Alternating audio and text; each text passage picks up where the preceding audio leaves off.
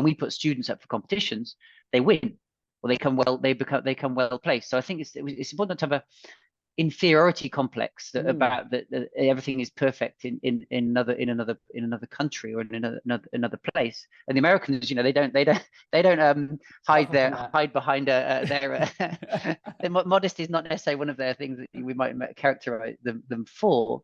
And so there is a problem that I think that the stories that come out of America, they go, oh well, it's America, it's happening in Silicon Valley, it must be great.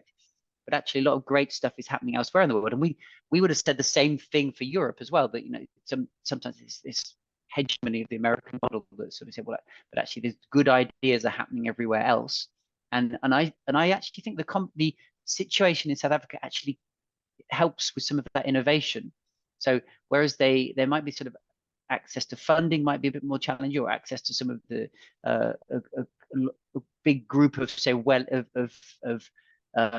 educated people coming out of the sort of the compulsory sort of period of education. There's also some really great drivers for innovation and to teach other people around the world. I think so. We talk about you mentioned the 13 languages. We talk the transformation agenda, which is something that all organizations have to work with. Is our societal responsibility. Would say that we can't divorce ourselves. No organization can divorce itself from where it finds itself, and that's one of the prerogatives and challenges of South Africa. But it's also a potential strength as well.